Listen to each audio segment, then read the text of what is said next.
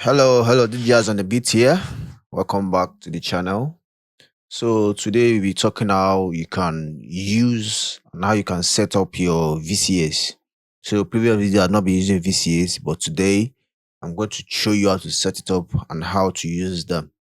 So first thing first, before you to set up a VCA on Pro Tools, there are some things you have to do for the VCAs to work properly.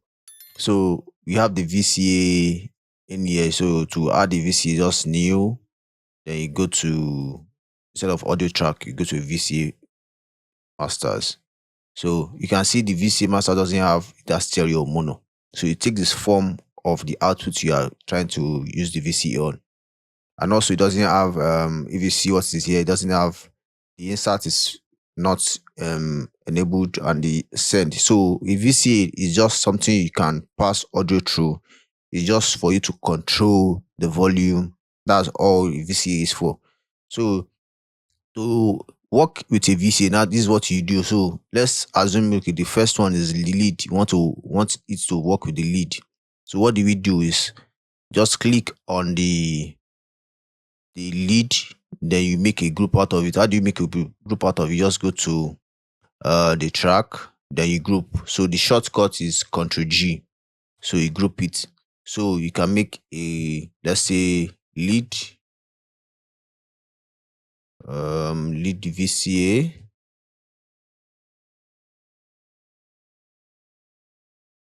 So VCA. So it has been, you can see the number of what is we have here. So you can okay it now. So you go to the VCA lead, then you choose it. So the VCA lead. So now it is linked. So if you let us go to the VCA, the lead itself, the lead. So let us pop out this and let us pop out that. So there we have it. So to show you that is working, move to the VCA, bring this one to out. The moment you move this, they two will move because now they are grouped together. The VCA is like a grouping of a number of selected tracks. So it works with their output faders. So that's what a VCA does. So you can also go ahead and do for the BGVs, Ctrl G. So BGVs BGVs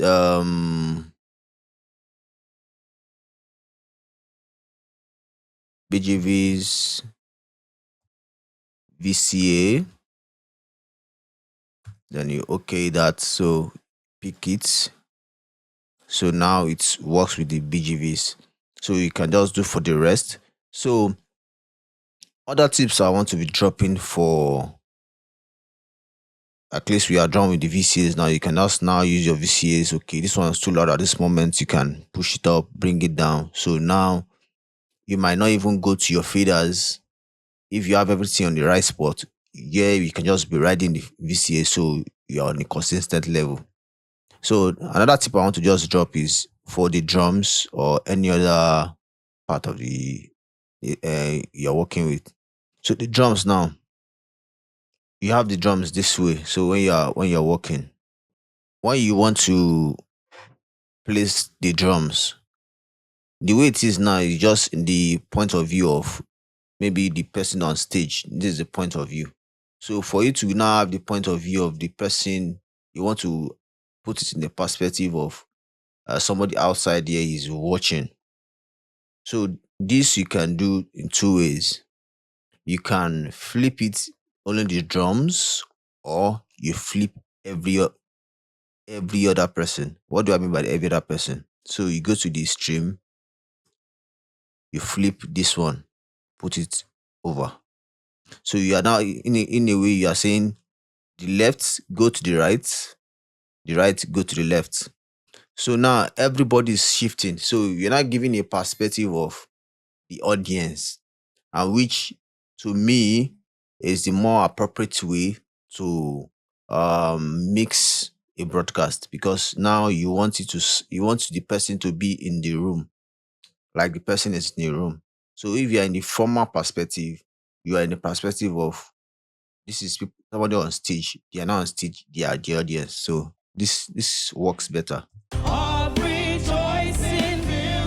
Now let's bring it on. The Lord of hosts, the King of glory, Yahweh Sabaoth, Yahweh Sabaoth. The Lord of hosts, the King of glory, Yahweh Sabaoth, Yahweh Sabaoth. The Lord of hosts, the Lord of hosts. Oh, shit, na, na, na, na, na, na, na, na. So the other thing you can do is flip the drums also. So left to right, right to left. So when you play, Yahweh Sabaoth, Yahweh Sabaoth. The Lord of hosts, the Lord of hosts, the Lord of hosts.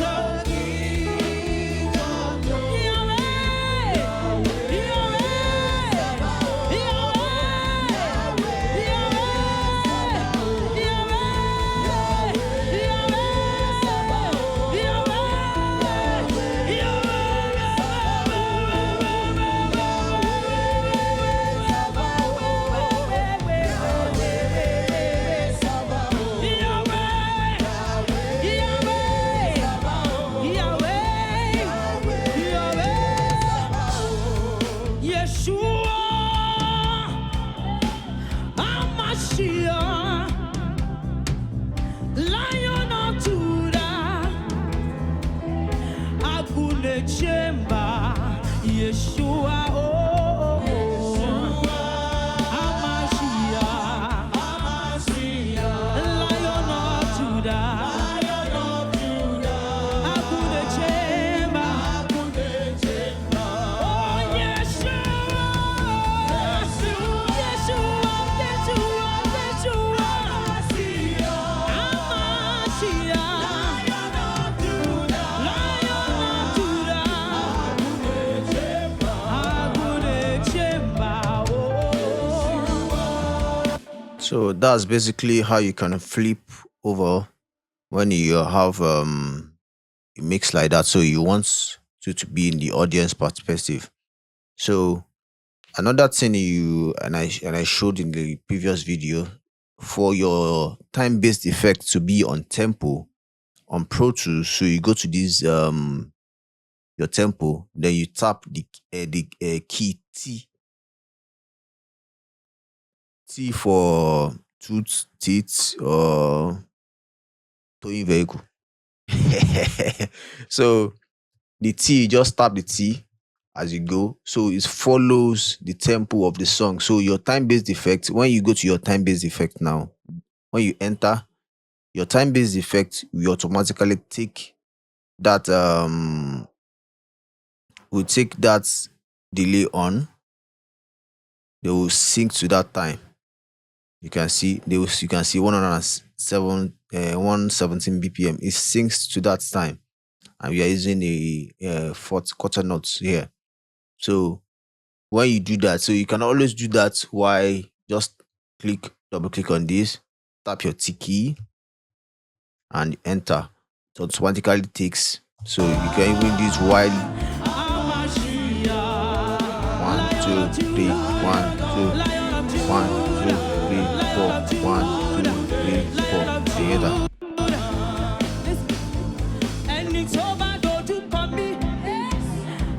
So it makes it on time. Also, every other one is being logged in. So another one you should watch out for is your system usage. So always try to monitor this. Also, it goes a lot with if your system is going to be able to handle. So that's why a lot of tests is required when you are doing broadcast, you have to test it a lot. And another thing I would love to put out there, another tip is when working on broadcast, use the best available input you can get. Let's say, what do I mean by that? If you are using, if you have a very big budget, I would love you for you to have at least a Mac M1. That will go a long way. And you have at least an ample space, at least a 16 gig RAM or 32. That will give you a very good head start. And if you're using a Dante network and using a, let's say, DVS, that's Dante virtual sound card, that also gives you a very good edge. So you can be mixing in another room and yeah, send it to another room. It gives you a very you might not be in the room, in a room which is isolated. It helps you a lot. Um so Dante is a very good way to go. But if you don't have Dante, then you have to work with what you have. So you have a USB cable.